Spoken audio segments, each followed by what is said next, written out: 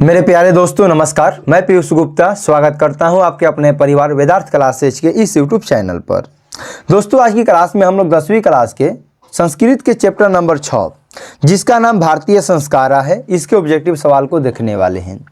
यहाँ से दोस्तों जितने भी ऑब्जेक्टिव सवाल बन सकते हैं उन सभी सवालों को लिया गया है और ये सभी सवाल आपके परीक्षा की दृष्टि से काफ़ी महत्वपूर्ण है। तो आइए दोस्तों देखते हैं कि पहला सवाल क्या है। यदि आप लोग हमारे चैनल पर नए हैं तो चैनल को सब्सक्राइब कर दीजिए, इस वीडियो को लाइक कर दीजिए। यदि आपका कोई भी दोस्त मित्र 10वीं की कंप्लीट तैयारी करना चाहते हैं तो इस वीडियो को शेयर करके सब्सक्राइब जरूर करवाइए। देखिए दोस्तों, पहला सवाल आपके स्क्रीन पर दिया गया है कि किस संस्कार के साथ लोग वास्तविक गृहस्थ जीवन में प्रवेश करते हैं। तो इसका सही उत्तर हो जाएगा कि विवाह संस्कार के साथ ही लोग वास्तविक गृहस्थ जीवन में प्रवेश करते हैं। अगला सवाल है कि चरित्र का निर्माण किससे होता है। तो जो चरित्र का निर्माण होता है वह संस्कारों से होता है, इसीलिए इसका सही उत्तर हो जाएगा ऑप्शन नंबर ए। अगला सवाल है कि शैशव संस्कार कितने प्रकार के होते हैं। तो शैशव में दोस्तों टोटल संस्कार की संख्या होता है 6। अगला सवाल दिया गया है कि अंत्येष्टि संस्कार कब होता है। तो जब भी ये संस्कार होता है यह मरने के बाद होता है। जो अंत्येष्टि संस्कार होता है यह कोई व्यक्ति मर जाता है तो उसके बाद जो क्रियाक्रम होता है उसी को हम लोग क्या बोलते हैं, अंत्येष्टि संस्कार होता है। यानी कि अंत्येष्टि संस्कार मृत्यु के बाद होता है, मरने के बाद होता है। अगला सवाल है कि साहित्य ग्रंथों में केशांत संस्कार का दूसरा नाम क्या है। तो साहित्य ग्रंथों में केशांत संस्कार को गोदान संस्कार भी कहा जाता है। अगला सवाल है कि पाणिग्रहण किस संस्कार में होता है। तो पाणिग्रहण जो संस्कार होता है दोस्तों वो कब होता है, जब कोई व्यक्ति विवाह करता है तो उसी समय यह पाणिग्रहण संस्कार होता है।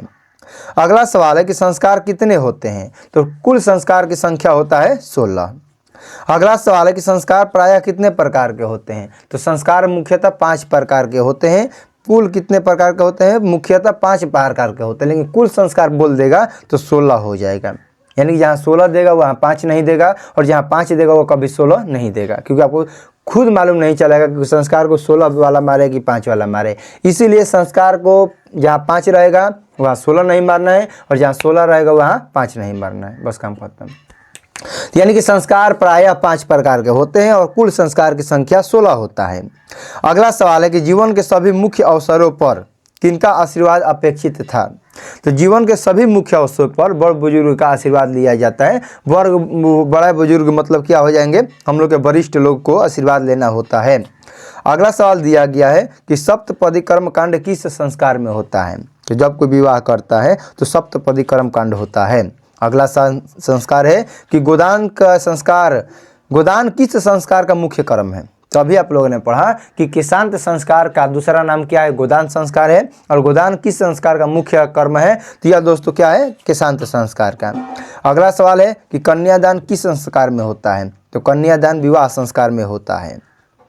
अगला सवाल है कि अंतिम शिक्षा संस्कार का नाम क्या है। तो अंतिम शिक्षा संस्कार का नाम क्या है, देखिए कहाँ से पूछा है। तो अंतिम शिक्षा संस्कार का नाम दोस्तों है समावर्तन, ऑप्शन नंबर बी। अगला सवाल है कि विवाह संस्कार के अंतर्गत क्या नहीं आता है। तो विवाह संस्कार के अंतर्गत गोदान नहीं आता है, जबकि वागदानम, कन्यादानम, सिंदूरदानम ये सब के सब क्या है, विवाह संस्कार के अंतर्गत आते हैं। अगला सवाल है कि शैक्षणिक अवस्था में कितने संस्कार होते हैं। तो शैक्षणिक में होता है दोस्तों 5, शैशव में होता है, शैशव में कितना हो जाएगा 6, और जन्म से पहले कितना हो जाता है 3 हो जाता है। अगला सवाल है कि सीमंतोनयनम किस प्रकार का संस्कार है। तो सीमंतोनयनम यह जन्म से पूर्व का संस्कार होता है। जन्म से पूर्व संस्कार 3 होता है और उनमें से एक संस्कार का नाम क्या है, सीमंतोनयनम है। अगला सवाल है प्राचीन काल में शिष्यों को क्या कहा जाता है। जब कोई व्यक्ति, जब कोई लड़का गुरु जी के यहाँ पढ़ने जाता था तो उनको क्या कहा जाता था। तो उनको ब्रह्मचारी कहा जाता था। इसका सही उत्तर हो जाएगा प्राचीन काल में शिष्यों को ब्रह्मचारी कहा जाता था। अगला सवाल है कि प्राचीन संस्कृति की पहचान किससे है। तो प्राचीन संस्कृति की पहचान संस्कारों से है। अगला सवाल है कि जन्म से पहले कितने संस्कार होते हैं। देखिए 6 बार पूछ चुका है। तो जन्म से पहले 3 गो संस्कार होता है, जन्म से पहले 3 गो संस्कार होता है। अगला सवाल है मनुष्य गृहस्थ जीवन में कब प्रवेश करता है। तो मनुष्य गृहस्थ जीवन में जैसे ही विवाह हो जाता है वो गृहस्थ जीवन में प्रवेश कर जाता है। अगला सवाल है कि भारतीय जीवन में किस काल से संस्कारों का महत्व चलता आ रहा है। तो भारतीय जीवन में प्राचीन काल से ही संस्कारों का महत्व चलता आ रहा है। अगला सवाल है पुंसवनम संस्कार कब होता है? तो पुंसवनम संस्कार जो होता है दोस्तों जन्म के पहले होता है। अगला सवाल है वागदानम किस संस्कार में होता है? वागदानम किस संस्कार में होता है? तो वागदानम विवाह संस्कार में होता है। अगला सवाल है भारतीय संस्कृति की अद्वितीय विशेषता क्या है? तो भारतीय संस्कृति की जो अद्वितीय विशेषता है वह हम लोग का संस्कार, धर्म, जाति, संप्रदाय से कोनो मतलब नहीं है। अगला सवाल है कि समावर्तन संस्कार का मुख्य उद्देश्य क्या है? समावर्तन संस्कार का मुख्य उद्देश्य यही है कि गुरु गृह से गृहस्थ जीवन में प्रवेश करना, यही है इसका मुख्य उद्देश्य, यानी कि ऑप्शन नंबर ए। अगला सवाल है कि गर्भधानम संस्कार का प्रयोजन क्या है? गर्भधानम संस्कार का प्रयोजन क्या है? तो गर्भधान में गर्भ की रक्षा किया जाता है। अगला सवाल है सीमंतोनयनम संस्कार का प्रयोजन क्या है? सीमंतोनयनम में क्या होता है? ध्यान से सुनिए, गर्भधानम में गर्भ की रक्षा, गर्भधानम में गर्भ की रक्षा, जबकि अगला है कि सीमंतोनयनम में क्या होता है? तो सीमंतोनयनम में गर्भवती की प्रसन्नता का प्रयोजन होता है। अगला सवाल है भारतीय जीवन दर्शन का महत्वपूर्ण उपादान क्या है? तो भारतीय जीवन दर्शन का महत्वपूर्ण उपादान संस्कार है। अगला सवाल है कि केशांत संस्कार कहाँ होता है? तो केशांत संस्कार जो होता है, बाल का मुंडन जो होता है वो गुरु के घर में होता है, गुरु गृह में होता है। अगला सवाल है कि पुंसवनम संस्कार का मुख्य उद्देश्य क्या है? तो पुंसवनम संस्कार का मुख्य उद्देश्य है कि गर्भस्थ में संस्कार का रोपण। देखिए गर्भधानम, उसके बाद क्या था? समावर्त, सीमंतोनयनम, और उसके बाद क्या है? पुंसवनम। तो गर्भधानम में गर्भ की रक्षा लिख लीजिए यदि लिखना है तो, क्योंकि जो आप लोग एक नंबरिया पढ़ रहे हैं उसमें हमको लगता है कि गलती है, क्योंकि हम ज़्यादातर हमारे एरिया में या आप लोग पढ़ते होंगे टारगेट ये कंपनी आती है उसके ऑब्जेक्टिव पढ़ते हैं, तो उसके जो किताब है उसमें से एक नंबर ये सब क्या है? गलती दिया है। तो दिमाग में रखिए, जो 6 पाठ वाला एक नंबर है तो उसमें 3-4 एक नंबर गलती दिया है, तो दिमाग में बैठा के रखिए। गर्भधानम में क्या होता है? गर्भधान में गर्भ की रक्षा होता है, जबकि सीमंतोनयनम में क्या होता है? गर्भवती की प्रसन्नता होती है। जबकि पुंसवनम में क्या होता है? पुंसवनम में गर्भस्थ में संस्कार का आरोपण किया जाता है। अगला सवाल दिया है कि किस संस्कार को गोदान संस्कार भी कहा जाता है? किस संस्कार को गोदान संस्कार भी कहा जाता है? तो केशांत संस्कार को गोदान संस्कार भी कहा जाता है।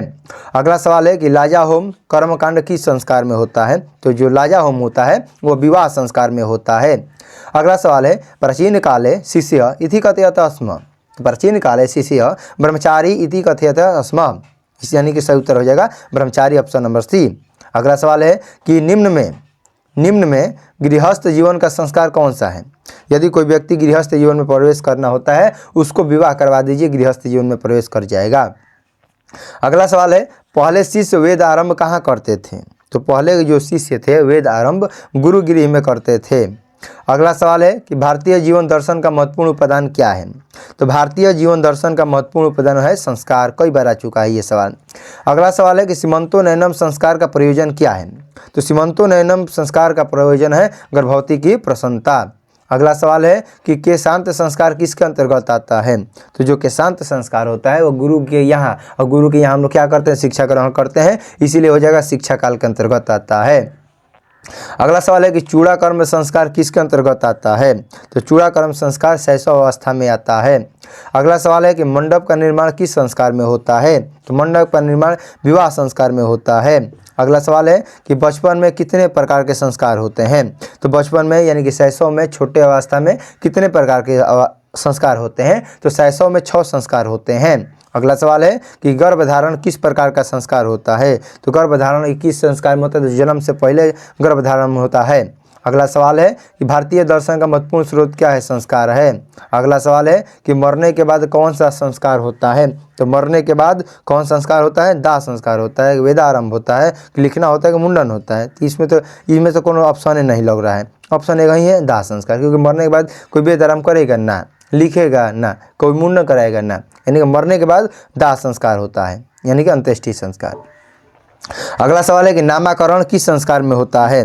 नामकरण किस संस्कार में होता है? तो नाम जो बच्चों का रखा जाता है वो बचपन में रखा जाता है, विवाह के बाद नाम नहीं रखा जाता, मरने के बाद नाम नहीं रखा जाता है, यानी कि नामकरण बचपन में होता है।